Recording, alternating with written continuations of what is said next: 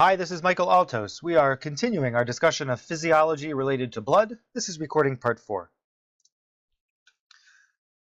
We just finished talking about anaphylaxis, and now I'd like to describe angioedema briefly. Angioedema is swelling deep in the dermis, in the subcutaneous or submucosal tissue, usually due to some sort of vascular leakage. It can involve swelling of the lips, the eyes, the face, and can also involve hands or feet. In this picture, you can see very typical swelling of the tongue, of the lip, and of the hand. It can affect your respiratory and your GI mucosa, and swelling in the larynx, of course, can be life-threatening. Patients who are susceptible to angioedema could have it triggered by a variety of stressors, including menstruation, trauma, infection, emotional stress, or oral contraceptive pills. Susceptible patients could even be triggered by airway trauma, which includes dental work, suctioning, or placement of an airway device. Patients who have angioedema conditions don't have any drugs that they can't get. There's nothing contraindicated, but we have to be aware of how to manage them. When I think of angioedema, I like to break it into 4 different etiologies. The first would be hereditary angioedema, commonly abbreviated HAE. These patients have a specific abnormality. They're deficient in a substance called C1 esterase inhibitor. It's involved in the complement pathway, and they develop angioedema. We'll discuss this in a moment. The second would be relatively rare. These are acquired angioedema. These patients also are lacking their C1 esterase inhibitor, but not due to a deficiency, but due to some destruction or consumption. The third would be what we usually think about with angioedema, which is histamine-mediated angioedema. For example, in anaphylaxis, when a patient says their throat swelled up or their tongue swelled up. And then finally, there's ACE inhibitor-associated angioedema. Let's start with the ACE inhibitor-associated angioedema, which is a common call that we may receive in the emergency room or the ICU when a patient presents with swelling of their airway structures. ACE inhibitors are the leading cause of drug-induced angioedema. Usually it occurs within a few days of exposure, but it can occur even after weeks or years of therapy. We think the mechanism is that elevated levels of bradykinin, which is normally inactivated by angiotensin-converting enzyme, when you have those elevated levels of bradykinin, it causes vasodilation and extravasation of plasma into the subcutaneous tissues.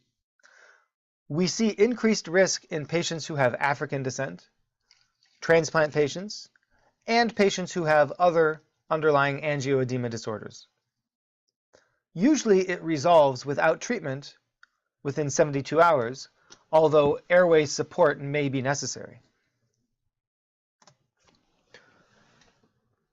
Now, switching gears back to patients with underlying angioedema conditions, let's say someone with hereditary angioedema. If this patient presents to you for surgery, we want to do anything we can to prevent them from triggering their angioedema. There are androgens, one is called danazol, which can be used to prevent angioedema. There are antifibrinolytics that have been shown to be helpful, like tranexamic or aminocaproic acids. Many of these patients take purified C1 esterase inhibitor. That's the thing that they're deficient in. They have that as a medication that they take regularly, and also in response to physiologically or mechanically stressful situations. These go by a couple different brand names. Berinert is the one that I've seen. The Cinryze I've not seen. And the hospital may have this in stock. It's expensive, but they may have it in stock if you need to take this patient to the operating room and you're concerned that airway manipulation may precipitate angioedema. If these aren't available, you could always try giving 2 units of FFP, because FFP also contains the missing C1 esterase inhibitor. If a patient presents with an acute attack of angioedema, so obviously purified C1 esterase inhibitor would be the best. But it's not always immediately available, especially in smaller institutions.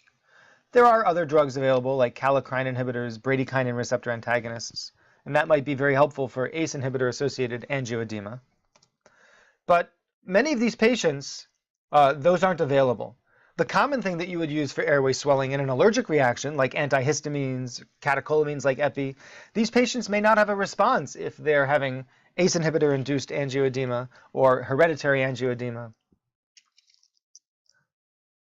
2 units of FFP may often be your best and most available treatment. There are some studies that show that FFP may exacerbate hereditary angioedema, but it's certainly effective for ACE inhibitor-associated angioedema because there's this kinase 2, which is angiotensin-converting enzyme. So it may reverse the angiotensin-converting enzyme inhibition caused by the ACE inhibitor. The most important thing to do with patients who are having an acute attack is to protect the airway. So if you think that their airway exam is worsening, a tracheal intubation, fiber optic intubation, or even a tracheotomy may be necessary to save their life. Bear in mind that they could have swelling distal to the tip of your endotracheal tube, in which case tracheotomy may still be insufficient, at which point we need to focus on treatment and not just supportive care. We'll stop here. As always, please contact me anytime with questions.